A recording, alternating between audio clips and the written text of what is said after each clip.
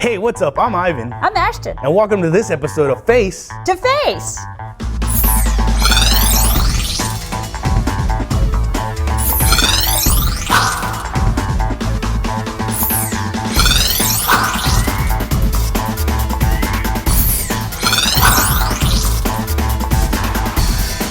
So on today's show, we're going to talk to you guys about the amazing resources that are available to you if you bring a video conferencing cart into your classroom and integrate it into your lessons. Ashton, so I know that there's some confusion about which connections are free and which ones are paid for. Can you tell us a little bit about that? It's always free to connect your video conferencing cart to another classroom in EPISD and even outside of EPISD, as long as you're connecting to another classroom or some content providers are even free. So you're telling me that if I have a video conferencing cart in my room at my school and I know somebody else at a different school who has a video conferencing cart, we can connect to each other for free? Yes. It's a great classroom-to-classroom collaboration tool. Awesome. And then there's content providers I know which are like professional people who will give your students a lesson through the video conferencing cart. Now, are some of those free? Some are free, like the NASA Distance Learning Network has some great video conferences. And they're even for little ones. There are actually ones for our planet Earth, our solar system for like 3rd and 4th graders. So content providers, most cost money, some are free. And the great resource to find content providers is the CILC, the Center for Interactive Learning and Collaboration. Now, isn't there also a social networking site that we can go to where we can find other teachers? Yeah, that's called CapSpace. And CapSpace is a great site to find other classrooms to connect with outside of the El Paso area. And that one is free too, right? Yes, no, of so course. you can register there for free and find other teachers to connect to for free. So there's classroom-to-classroom connections that are always free as long as you guys have the right equipment. And then there's also content providers, some free, some paid. What else can we use the video conferencing stuff for? Remember that you can connect not only for your students, but for yourself. It's a great professional learning tool. Expand your professional learning network. And then think about even using it within your own feeder patterns. So the middle school students could connect to middle school students. I've had high school students reading to elementary campuses. So there are all sorts of opportunities out there for your students with this technology. Awesome. Speaking of professional development, we recently had a training from Whirly-Derb. Whirly-Derb's a content provider, and each elementary school that got this equipment is going to have 2 free sessions with Whirly-Derb. Free. So we recently had a training with Whirly-Derb where they came down and taught us a little bit about curriculum integration. Why don't you guys check it out?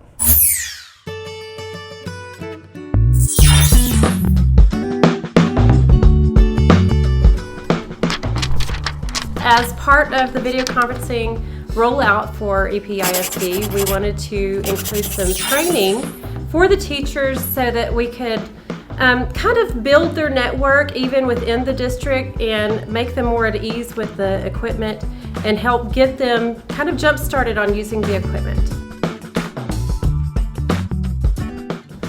The first thing that we wanted to do is to let them know that it's easy to use. It wasn't something that is really difficult in learning to use. It's not real technical. They can roll it into the room, plug it in, and they're ready to go. The other thing that we wanted to get across to them is that it can fit into anything that they're doing in their classroom. Video conferencing is very adaptable to the curriculum, and really whatever their lesson is, they can figure out a way to share that with another classroom and enhance the learning for the students. So the one thing you have to do is the idea you're planning for this year. This is what I want to do. The other things that you can, tinker with if you want to check out CapSpace, if you want to look through the Whirly-Derb site, anything you've heard, this is the time that you're like, oh, if feel like you need more information right now, ask us. We're going to be floating. If you have something you feel pretty confident, you're like, got that, just kind of make a note on your agenda of things you've gotten, still questions you have, because that's what we want to let you know, that's how you get into that. We told you it's people connections. It really is finding other people who speak video conference and share the language with you. All right, so go and do. We are at your service. We did a mystery quest simulation based on our landmark challenge where they created clues about the U.S. landmarks. Each group then presented their clues to the other groups, and they were given time to think about those clues and then guess the landmark. So that's based on the mystery quest format. where the students have to research their topic, summarize their research into creating their clues, make their presentation, and then during the video conference, they make their presentation to the other classes, take notes on the presentations that are made to them. They again have to do research, some summarization to come up with the guesses for the clues that were presented to them. It really involves the full spectrum of learning for the students. Another one we've developed through Whirly Derby, it's Math Mysteries. These are for grades 3 through 6, and the focus on these, it is reviewing content that the teachers have taught, and they're having to use that content along with serious application of those embedded process skills. You know, now everything's dual coded on the test. So what we do is they get easy prep. They have a note-taking guide come to us, divide into groups. I have all the clues for the math mystery, and so I give a clue. Kids take notes on it, and they try to figure it out. This is stick figures. They're working with popsicle sticks. We also do it with 1-inch cubes. We have a build it.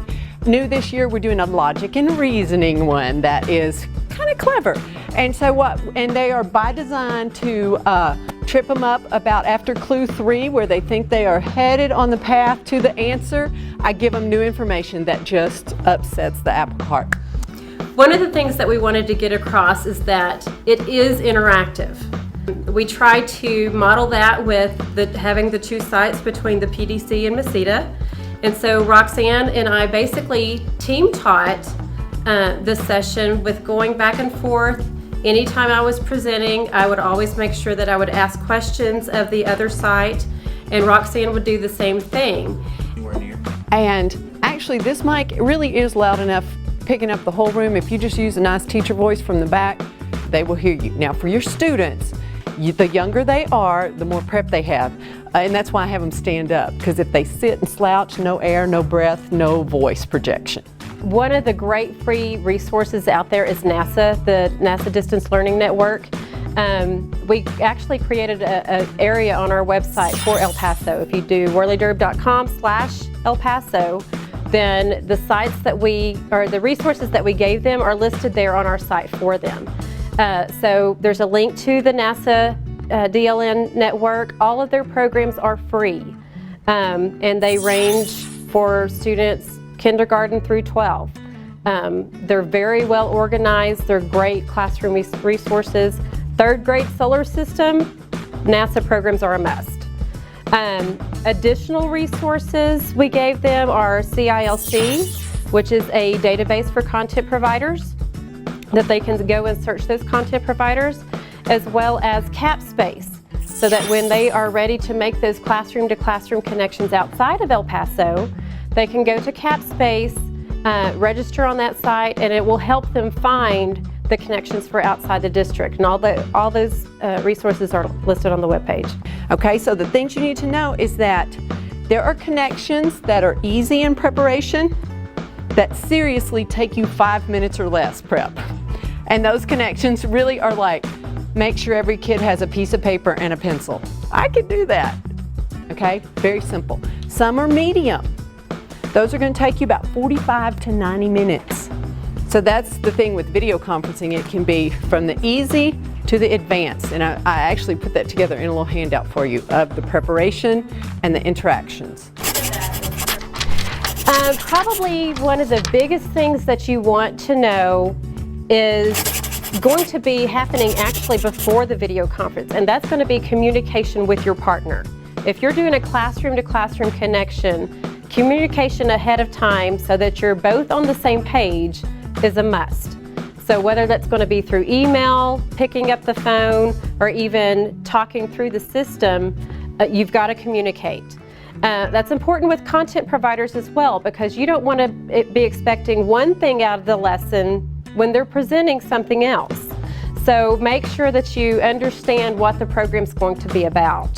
All right, NASA Digital Learning Network. This is free, well, allegedly funded through your taxpayer dollars. NASA Digital Learning Network. This one is our Planet Earth, and it is for 1st and 2nd graders. And what we really like, NASA is very interactive. They do programs for the little kids all the way up through high school, and they really tailor the program to the level of the students and the content.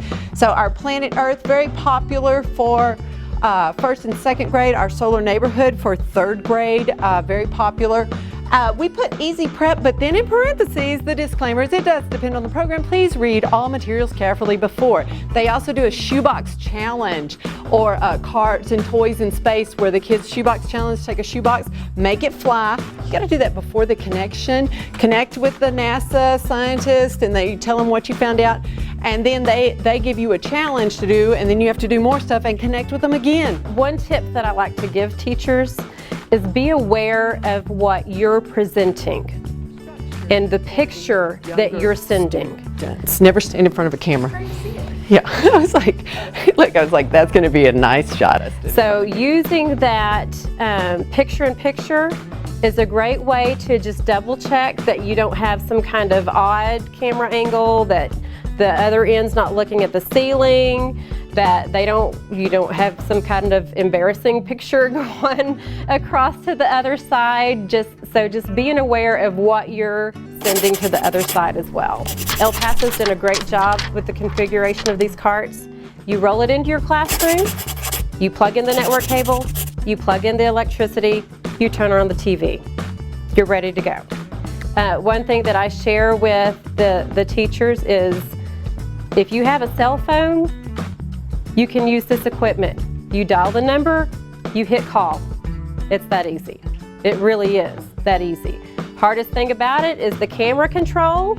So roll it into your room the day ahead of time and just play with that remote, play with the camera control. Let the kids see themselves on camera and get all that silliness out of the way. Test calls are essential because we are dealing with technology, and anytime you've dealt with technology, you know that sometimes it just doesn't work. So while manufacturers have worked really hard to make sure that everything's compatible, sometimes there are just quirks in the system. So while you've connected to Whirly-Derb just fine 50 times, there may be something that happens between you and the Center of Puppetry Arts. So making sure that you do that test call is vitally important. More important when you're doing classroom to classroom outside your district. So without going into the technical aspect of it, there are many things when you're working school district to school district that can inhibit that call. So it's really important to make sure that you've done that test call and that you're not sitting there with a group of kids waiting on a call that doesn't happen. The overall goal for the training is to really make sure that the equipment's used. We wanted to have the teacher experience how easy it is, while at the same time giving them examples of things that they could take back to their classroom and implement tomorrow. To really kind of take the fear away of using the equipment so that El Paso has a successful program and can grow this program and really just expose the students of El Paso to the world around them.